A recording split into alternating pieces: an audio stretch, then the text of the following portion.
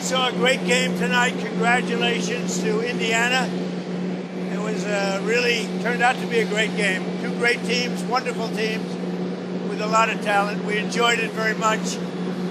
Our country's doing very well. We have many, many buildings opening, factories opening. We've never had anything like it. And I think you're going to see results very soon. You're already really seeing them. But we have more money being invested in our country than any country in history.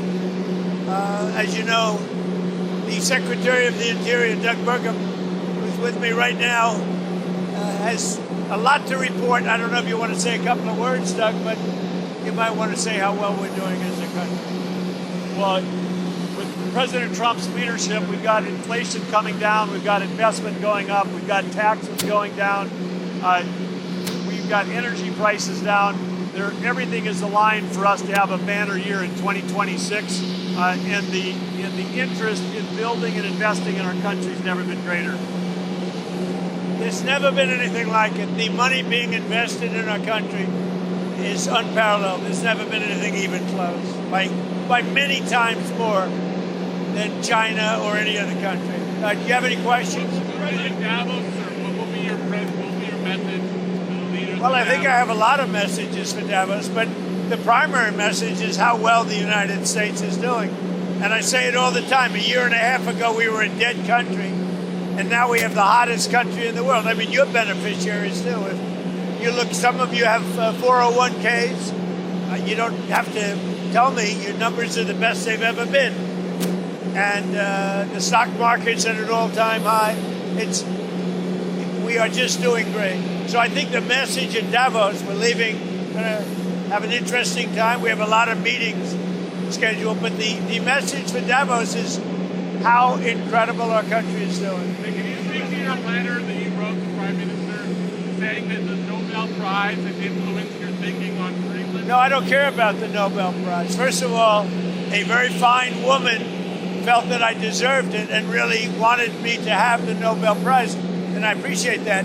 If anybody thinks that Norway doesn't control the Nobel Prize, they're just kidding. They have a board, but it's controlled by Norway, and I don't care what Norway says.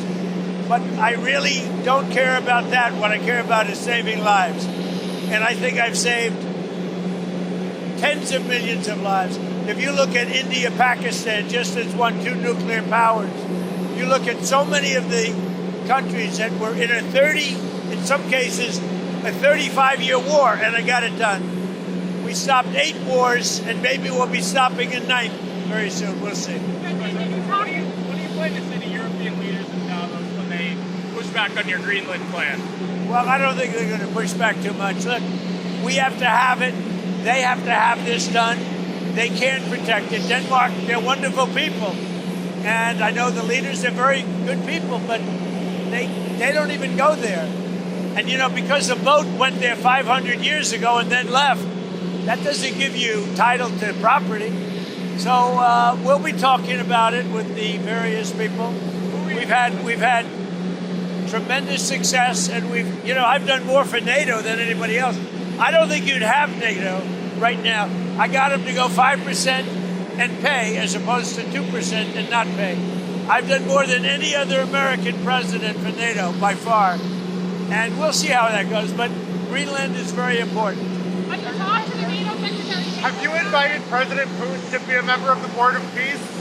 Yeah, he's been invited. Do you have any response to President Macron saying he will not join the Board of Peace?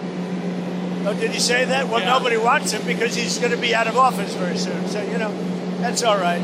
What I'll do is if they feel like Costo, I'll put a 200% tariff on his wines and champagnes, and he'll join. But he doesn't have to join. If he said that, you're probably giving it to me a little bit differently. But if he actually did say that, but as you know, he's going to be out of office in a few months. Did you invite President Putin to join the... Yes, he's one of the people. These are world leaders, and the answer is yes. I do. Mr. President, how do you feel about the first year of your second term?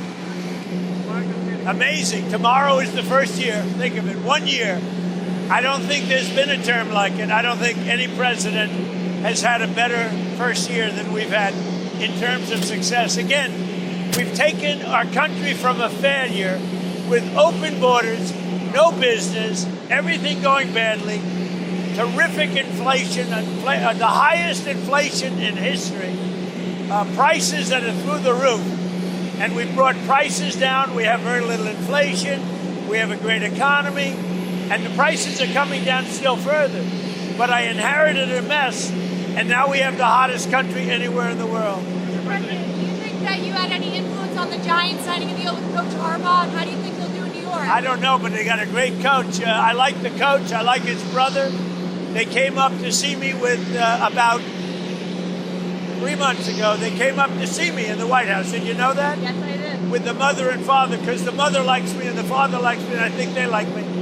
And he's a great coach, and he's going to do well with the Giants, just like his brother does so well. They got something very special in their blood, and I'm happy for the Giants. They got a great coach.